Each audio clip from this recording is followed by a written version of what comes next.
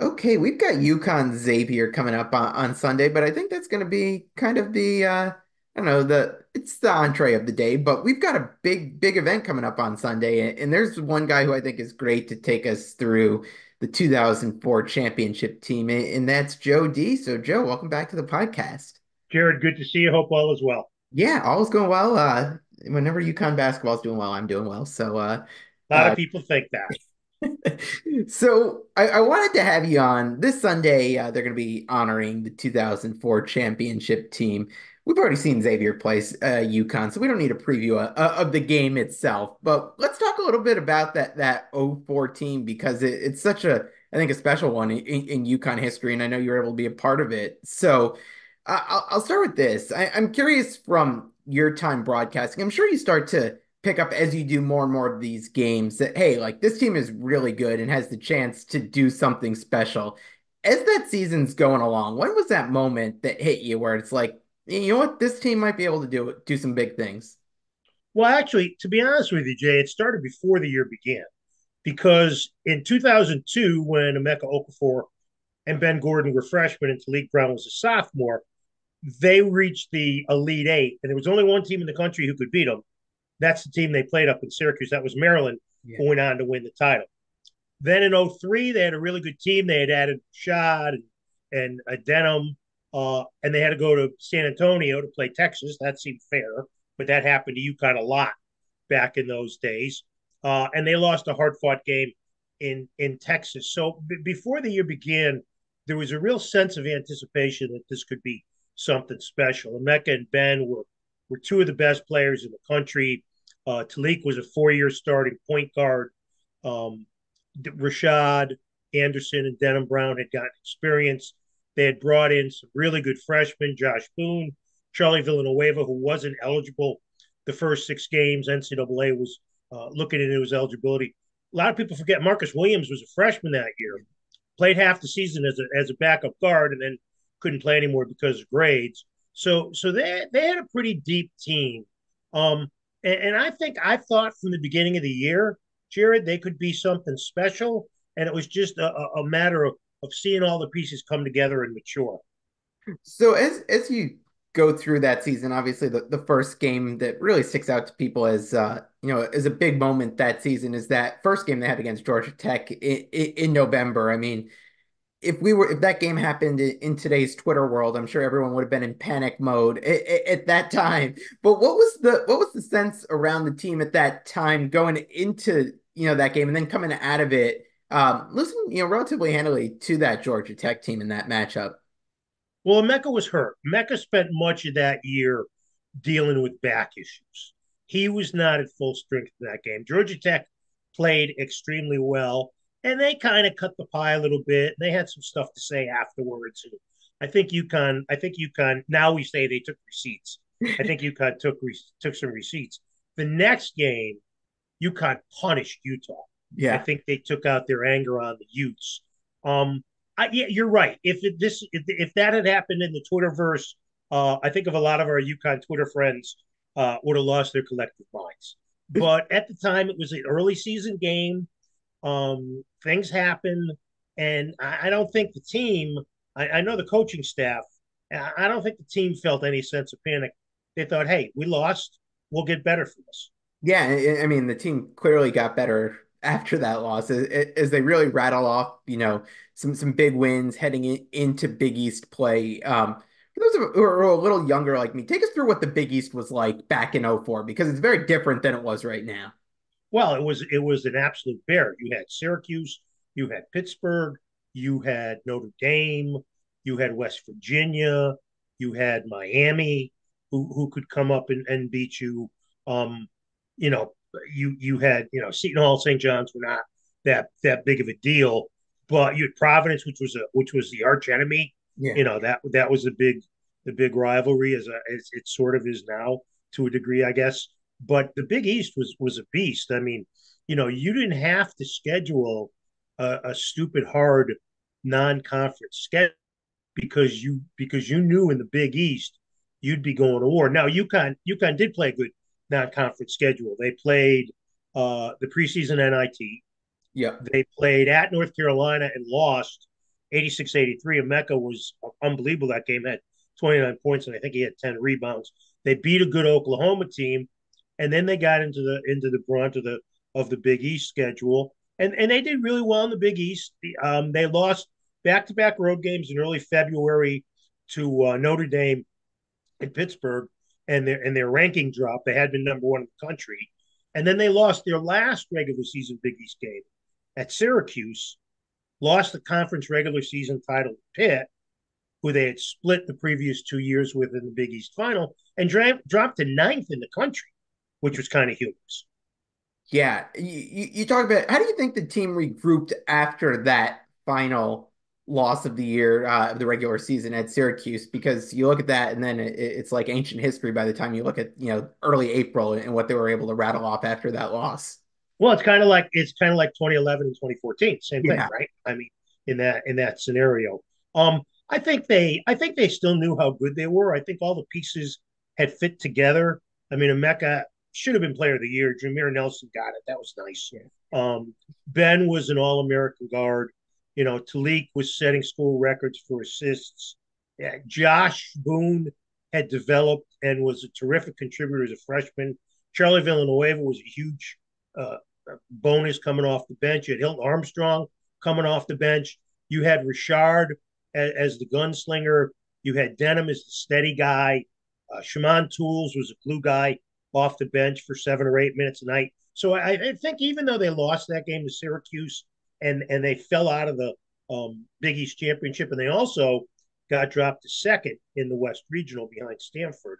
Um, I don't think they were. I think the only thing they were concerned about, Jared, was Emeka's health. yeah. When you kind of break down the roster like you did, I feel like on every championship team, there's always that guy that's a little underrated. He's the glue guy that, kind of gets all of those little things done that, you might not think about in terms of like, hey, he's the reason why they won the championship. But at the end of the day, he is one of the reasons why they won because he's able to do all those little things. When you look at this team, who do you view in that role? Talik, because for 4 years, everybody questioned whether you could win with Talik Brown as your point guard, kind of like it was last year with Tristan. Everybody wondered, was Tristan good enough to be the point guard of a national championship team? And people wanted me to ask Jim every pregame interview, "Oh, is Talik going to start? Can you win with Talik?" And I knew what his answer was going to be.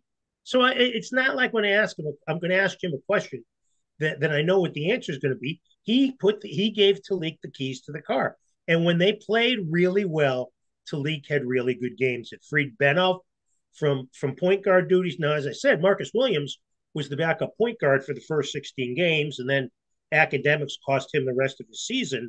So Ben would play point guard as a when Talik needed a blow and stuff. But I think it was Talik. I mean, Denham Brown was a quiet, dependable guy who started, I think, 27 out of 39 games. Richard started the rest of the time. And to be honest with you, another guy was Josh Boone. Yeah. Came in a little unheralded, um, and knew his role. What he did that was great, Jared, was he did what he was capable of doing: banging bodies, playing defense, getting offensive rebounds. And I think it was Talik and I think Josh were the two guys who maybe didn't get the publicity, obviously, that Mech and Ben did, or even Richard, or Charlie Villanueva, who was such a big recruit coming out of New Jersey. But I think that those two guys solidified this team. So you get to the NCAA tournament, they're two seed. They kind of run through the first four rounds of that tournament before they get Duke relatively unscathed in relatively easy fashion. As you're there on the court calling these games and you see them just kind of blowing teams out. I mean, it's reminiscent of what the team did last year. Are you really Yep. starting to think like, hey, that this team's got it and you know, they're going to be in position to win this thing? I thought that, Jared, after they beat Pittsburgh in the rubber match of their Big East championship series, because Emeka didn't play the first two games of the Big East tournament that year. He sat out Notre Dame and Villanova because of the back. He came back and played in the championship game, which was just, back then. And I think Coach Hurley had the apt description after the Villanova game. It's knockdown, drag out, beat the crap out of each other. the officials let teams play for the most part. Yeah. Um, and those Pittsburgh teams, I mean, the Steelers weren't as physical as Jamie Dixon Pittsburgh's teams were. So when they got through the Garden and won, I had a pretty good sense. They went to Buffalo, um, beat Vermont really easily, beat DePaul, which was a Conference USA team, really easily. Then they went to Phoenix. Well, they had gone to Phoenix in '99, and things turned out pretty well then. Phoenix is I know the Garden is UConn South, Phoenix is UConn West as far as the postseason is concerned, and they just blew through Vanderbilt and Alabama. The Alabama game, it was 53-28 at halftime. Richard made 5 threes in the first half, one deeper than the other, and when he hit his fifth, he kind of did that, and I had never seen him do that before, and I think I lost my mind on broadcast. It was so great, and Ben had 36 in that game. So when they got through the Western Regional, um, I thought, okay, I thought the national championship game would be UConn and Duke in the Mhm. semifinals because I mean Georgia Tech, UConn was not going to lose a second time to Georgia Tech that year. Um, and the Duke game was epic and was a coaching clinic by Coach Calhoun. Yeah. Are you able, as you're calling these games, I know you've got a job to do and you're there to tell the story of the game and call what's going on, but are you able to appreciate the magnitude of a game like that, especially the one against Duke there, as you're in that kind of battle of a game and really like kind of just soak in the moment a little bit?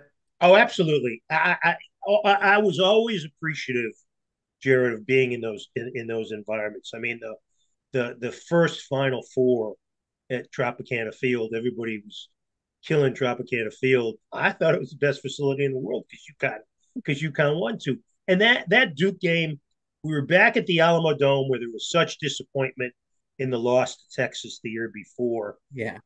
It's Duke. Uh, they're still one of the dominant programs in the country. UConn and Duke had such a 15-year back and forth, not playing every year, but playing big games. And then that game, Emeka gets 2 early fouls, and Jim had a steadfast rule. You got 2 fouls in the first half, your ass was coming out of the game. And he sat Emeka on the bench with him for 17 minutes. Coach Krzyzewski had his big guys get in foul trouble and played them. And Sheldon Williams got a third foul in the first half, and I think Randolph got a third foul. But still, UConn was down 9 Yeah. with 3.5 minutes to go, but they played such a great. That might have been as good at 3.5 minutes of basketball in a clutch situation as a UConn team has played.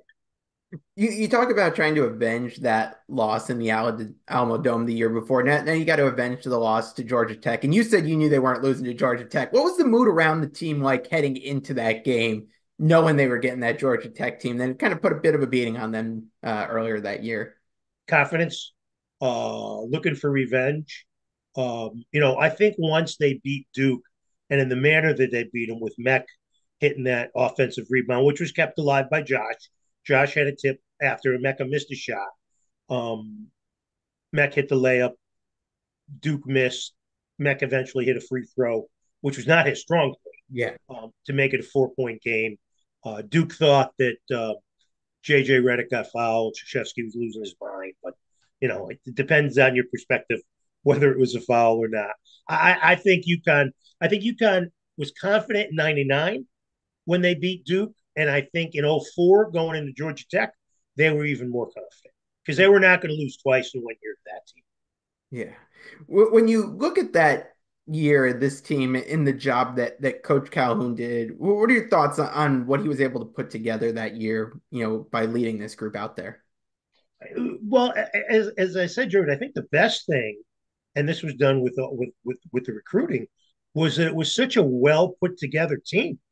Yeah. You had the star in the middle, you had a dominant two guard, a veteran point guard, an athletic four who could bang bodies, interchangeable parts at the three. One guy who was a knockdown shooter, the other who was just very smooth. You brought good elements off the bench. You could go nine deep, which they did. Hilton Armstrong was the fourth forward on that team, and he ended up having some time in the NBA, and had a great year in '06 when he was a senior. I just think it was well put together, and I think it's a team that was on a mission, and I think Jim knew when to ride them, and Jim knew when to pull up on the reins, and they had a great staff. George Blaney, who had come from Seton Hall, Tommy Moore was in his first stint of duty then, and they had Clyde Vaughn, who was the big man coach and did such a great job with Mecca and Josh and Charlie and Hilton. I think that was very important to be able to have him on that staff. He really helped a lot. When you look back at this team and you compare it to some of these other championship teams that UConn has put out there, where do you rank this team? I would say first. I think last year's team, the Adama and Andre and Jordan, and Carabang or Caravan or whatever Marie decided on for a name, um, or Alex decided on for a name. I think that team was just a little bit better. Now that might be prejudice because I was doing the games back then, but I would say '04 because of where you got two guys drafted second and third in the draft. Um, you eventually had other guys. Boone played in the pros. Marcus Williams played in the pros. Charlie had a good long pro career. Hilton had a pro career. So you had six NBA players on that team. Um, I think they were. I think they were a little bit better. I think the competition was a lot better. Yeah. I think they had a much tougher road to get to the championship, and that doesn't take anything away from what the 2014, the 23 team. They were that it was enjoyable sitting back and watching them just roll over people. It was a perfect example, Jared, of watching a team peak at the right time. I'm curious because when you've looked at how, and you've been around so many of these UConn teams, it seems like the year after a championship, there was always a little bit of a dip in how the team performed, not, quite to the level they had been the previous year. How impressive do you think it is now with this year's UConn team, losing the players that they did and really not really missing a lick here? Oh, I think Danny's doing an even better job this year than Yeah. he did last year. I mean, and you're right. Now the '05 team lost in the second round to NC State, which was a horribly disappointing end to the year. Um, '99 team lost in the second round in 2000, but Khalid was hurt. Khalid got hurt in that game. They lost to Tennessee. I think what they're doing this year, the way that they've restocked, Samson playing as much as he has. I think Donovan is going to round in form. I love watching Alex Caravan play. I think he's great. Tristan, I feel for like I did for Talik last year, but now Tristan's established himself. Diarra doesn't get the credit that he deserves. Spencer's come in and look, everybody loved Joey Calcaterra, and I like to watch him play. Cam Spencer's a much better player than Joey Calcaterra is. Much better. Which is not to demean Calcaterra, saying how good Spencer is. And if Steph hadn't gotten hurt, it would be stunning to see how good he would be now. The thing I think they have to do is I think they've got to get Stewart, and he seems to be the one. Hmm. They've got to get Jalen Stewart up to speed because you're going to come in a game, conference play, Big East tournament, NCAA tournament, where you're going to get into foul trouble. And look, this team fouls. I Yeah. know everybody on Twitter loses their mind saying the officials are screwing them all the time. Well, here's my point, and this is not being critical of our friends in the Twitterverse, but if you get called for amount of fouls every game, you might be committing those fouls, right? Even you got to admit, Jared, if they're calling fouls, if a team gets called for 20 fouls a game by different officials, maybe they're committing those Yeah, just fouls. maybe. Yeah, just maybe. So I think that because I don't think the other freshmen are going to be ready. I don't think Ross and the big kid are going to be able to contribute. So I think it's incumbent to get Jalen Stewart up to speed so he and Ball and Haas and Sampson can be a good bench because last year the big key was being able to go as deep as they did. Yeah, yeah, they didn't miss a beat when you Right, starters out right. of yeah. You brought Joey California in, and he went through that little slump in the middle of the year, but he was nails Yeah. in the beginning of the year and the end of the year. And Diarra, I love the way Diarra plays. I think I really enjoy watching somebody like As you've watched, basketball of late and getting to see this Big East the past couple of years that UConn's been back in it, and you think back to the Big East you really saw during the heyday. How similar do you think the Big East still is to what it was back, when you're talking these '04 in that era type teams? that. Not as good. I don't think it's anywhere near as good. You had teams that back then, like the teams that I mentioned, I think they were all talented. Yeah. They were all really good. I think you know Coach McDermott does a real good job with Creighton. Shaka Smart does a real good job with Marquette. But show me something in the NCAA tournament. I think Pitino's talking a big game at St. John's. We'll see how they're doing. Seton Hall's playing pretty well. I think that's a huge game, last game of the regular season for the Yeah. men this year. Um, but I don't think it's as good as the original Big East was. When you mentioned Patino there, I know there was always a little bit of a rivalry with him and Coach Calhoun there, and A it's little, a I, I'm little being, bit of I'm a being kind. rivalry. I'm being kind. It seems like he's trying to ratchet up the rivalry factor again here with UConn, with what he's been talking about with Dan Hurley not liking coaches going after officials, trying to maybe move that game to Carnesecca next year. Is it the same Rick Pitino you saw back in those days? Yeah, I think it is. I think there's as good a chance that UConn will play in Carnesecca as there was at the Patriots coming to Hartford back in 1997. Okay, the Big East and Madison Square Garden are not going to let UConn not go to MSG, Yeah. and that's fine. Danny's handled it perfectly. Danny's treated it like a fly in an elephant's butt. He's not taking the bait. He's concerned, and for Patino to come on and say that he doesn't yell at officials because it's cheating. I mean, does he think he's talking to a bunch of idiots? I mean, seriously, come on, Rick. Let's get realistic here. Just say you don't like Danny. Just say you don't like UConn. That's fine. That's better than saying you don't argue with officials. And Also, if I were a St. John's fan, Jared, I'd be pissed off if my coach says he doesn't argue with officials. yeah, yeah. And all anyone has to do is type Rick Pitino referee into Google, and you can see Right, tiny examples of it from just last week. So right, exactly. I'll wrap with this one for you, Joe. I know you've been out of doing the UConn games for a little bit. What's it been like now that it's been a few years? You get to kind of sit back, you get to engage with the crazies like us on Twitter and all that stuff now. That's dangerous. That's dangerose. I've enjoyed it. I had a great run. My 26 years were great. That 04 year was special because I was the only broadcaster ever to do men's and women's national champions in the same year. Yeah, That April flying back and forth between San Antonio with the men and New Orleans with the women was something I'll never forget. I get to 4 or 5 games a year. I'm adverse to going to Gamble. I'd rather just go to the XL Center, which is like 10 minutes from where I live. But it's fun watching. I try to watch every game and stay engaged in it because I still, when you've worked for a school for 26 years and I'm still doing, a lot of Olympic sports now. Um, and I always want to see him do well.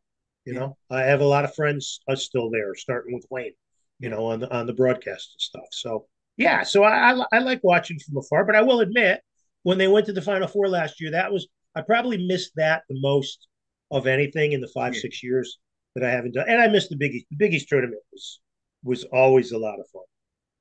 Well, Lots of times more fun after games than during games. I can only imagine the stories you've got there. We'll have to have another episode of that one, uncensored edition there, and get all the Exactly, stuff. exactly. I'll get you out with this one.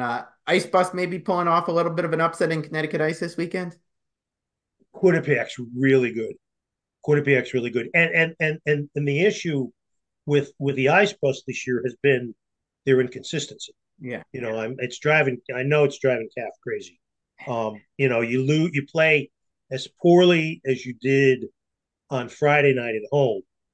Go up to New Hampshire, which is a rough place to play, and play a terrific game and win 2-0. It's like the main game the week before, the Mhm. the two games at the XL. Um, they play a horrific third period against Maine, and then get a shutout the next game. I think Connecticut Ice is going to be fun. Don't look past Sacred Heart. Sacred Heart's a pretty good team. They're playing really well in Atlantic hockey. Yale's having a down year, so I would guess it'll be Quinnipiac getting to the finals, and UConn and Sacred Heart will be a pretty even matchup. I hope people turn out. Yeah. I hope people show. I think it's a great showcase for the game of hockey, and Randy Brochu and I are really pleased that we're going to be doing all 4 games on SNY. Gonna be a fun weekend at the XL Center. 2 days of hockey I and hope so. And then basketball. Sunday we've got the ceremonies for the '04 team. What better place to be than the insurance capital of the world? Exactly. Well, Joe, I appreciate you coming on, reliving some memories with us and talking this year's team a little bit. I appreciate it all. And again, we'll have to have you back on soon. Thanks so much. Jared, you do a great job with this podcast. Oh, I, thank I you. really enjoy it. Thanks for having me on. I appreciate it. Anytime.